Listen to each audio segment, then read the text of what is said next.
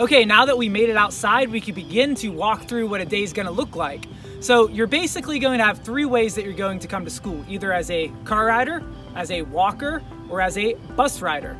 So if you were a car rider, your day would start here because your parents would enter through this gate right here and go through the loop. Now this gate is going to remain locked until 7:30 because remember I said 7:30 is the absolute earliest somebody should be on campus. And I don't want that to be confused as we want you right here at 7:30. That's the earliest. So your ideal drop-off time would really be 7:45. So you'd want to come through this gate at 7:45, drop off in the area I'm going to show you, and that would get you to class with plenty of time to get started for that 8 o'clock class time. And just a side note here, this gate is going to be locked until 7:30. Please, parents, do not then pull into one of the other gates. I know they'll be open for the staff, but this is the gate that you need to come into as a car rider. If you have some kind of circumstance where you need to drop off for 7:30, then you're going to need to contact one of your grade level administrators or Miss Presley so we can talk to you about that. All right, so let's do a walkthrough of this car loop where you'd come through gate 1 here off of University Drive. You're going to go straight ahead this way.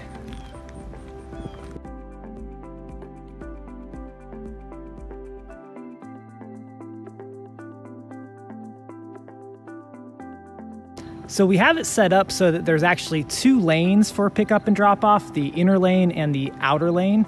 And this right here, where these cones are, kind of delineates the point where this right side here is going to be the inner lane, and the left side here, if you pull right here, is going to put you in the outer lane when you get to the pickup and drop off area. But you do not want to cut over until after those cones.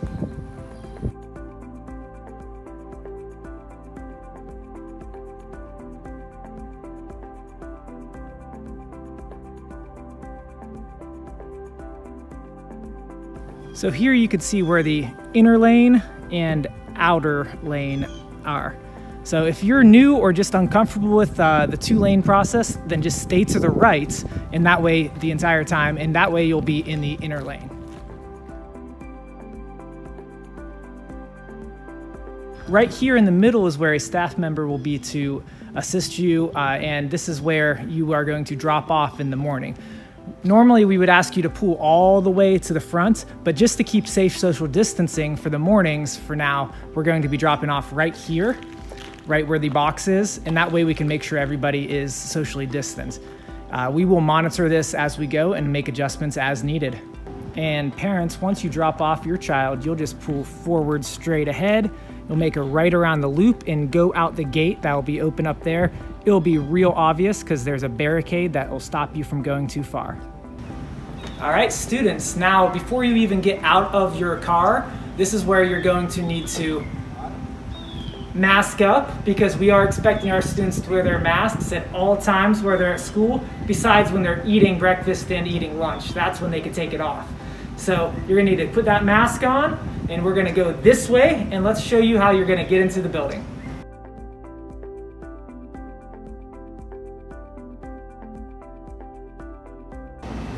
And you're going to make a right as you're walking to go this way to get into the building. So students who have been here before will notice that's a change up. You normally would have went all the way that way to the cafeteria or gym where you got your breakfast, and then we're kind of held there until it was time to go to homeroom. But that's different this year because you're going to be going straight to your first block class. So you're going to go in this way. So let's see what that looks like.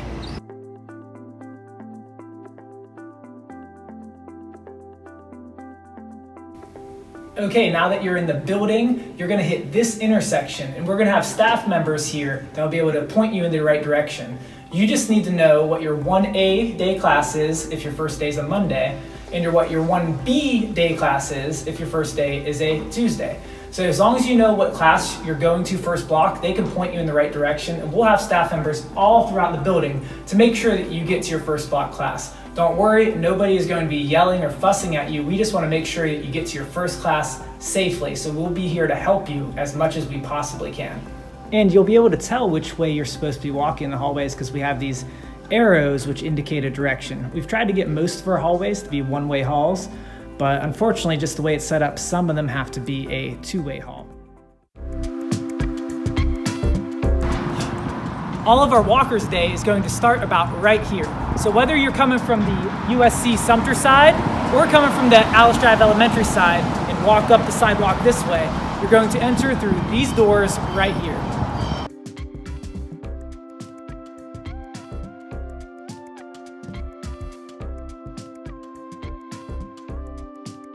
And once you enter the building here, we'll have staff members on duty that can assist you, pointing you in the right direction. But this one's pretty easy because all of your classes are going to be that direction.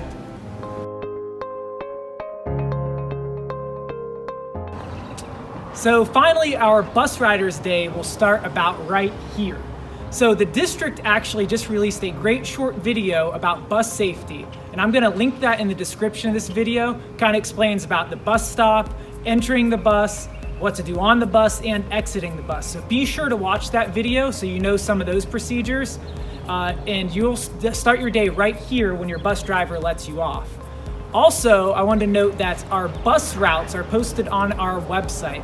So I'll show you that real quick. If you go to the Parents tab, and then you select Bus Routes, you can see the bus routes for all of our addresses in streets. Okay, so as you get off your bus following the 6-foot rule as your bus driver has directed you, you'll simply walk into these doors right here, which will be open for you. And once you turn down this way, bus riders, you'll be going straight to your homeroom as well. They're all this way, so that should be pretty easy. But we'll still have staff members out here, and we'll have our 6-foot social distancing markers on the ground so that we can make sure everybody's staying apart. Also, note that this is could be a possible intersection for our walkers coming in here and bus riders here. So be aware of that and make sure you give each other plenty of distance so that everybody can be safe.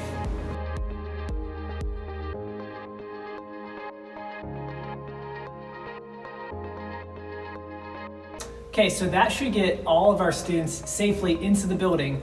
Just remember, whether it's while you're entering the building at the beginning of the day, while it's during a hallway transition, which we'll talk about later, or at the end of the day, you just gotta be aware of your surroundings. Make sure you follow the directions of all the staff members who will be out in the hallways to assist you. So that way you're able to know how to keep your safe distance. Because when you come up to some intersections like this, you might not know that somebody's coming from that direction. So that way you need to listen to the person who's on duty. And also, when you go through a two-way hallway, like this one that we just walked through, just make sure you stay far to the right of your arrows, because you'll see the arrows on your side and the arrows on the other side. And if you stay far to the right, you'll have plenty of 6-foot distance or more between you and the people on the other side.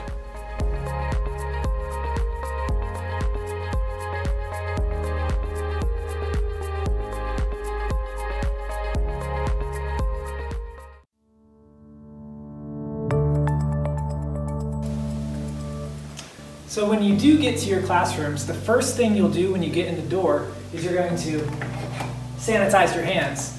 Every classroom has hand sanitizer, and most of them are right by the door, and you'll either use that, just one pump, or your teacher will have a hand sanitizer. Well, they'll just simply squirt one in your hand as you walk in the door. And once you've found your classroom and sanitized your hands, your teacher will direct you to your assigned seat. You will have an assigned seat, and we will maintain seating charts in every room in the building. And once you find your seats, you'll notice that they are 6 foot apart from one another. There are extra desks in here, but you'll notice those are all marked off by these stickers that say "Do not land here."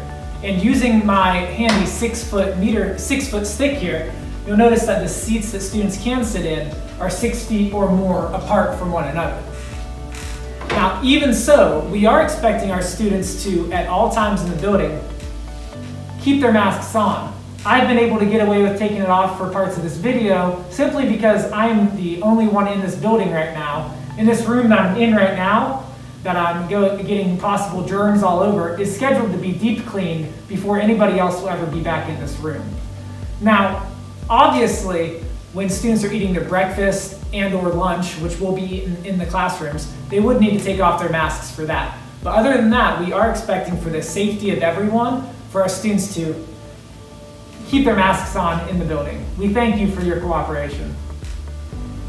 So after your first class ends, you would obviously be going to your second block class. We will transition in the hallways between classes, but do not worry, because I know it could be really scary and confusing, especially if you're new in the building, about which hallway goes where, and especially now that we've got some hallways like right here that are two-way, and then after that intersection it becomes a one-way hallway to make sure we got social distancing. But your teachers will go over that when you first get into the building on your first day of in-person attendance. So do not worry, we'll walk you through all of that. And during your hallway transition, there's also the time that we're going to try to get the students to use the restroom rather than during class, because that way we can make sure we have somebody that's able to monitor all the restrooms and make sure we maintain proper social distancing there. So the restrooms, you'll see them and your teachers will go over where they're at, and they also have some instructions in them about how to wash your hands properly and things like that. And that's other stuff that we'll go over with when you're on your first day of in-person attendance. We've also built in, remember, about 15 minutes between classes. So especially when our first couple groups are in here, you will get extra time, so you make sure that you've got plenty of time to get familiar with the building and know how to get the best route to your next class.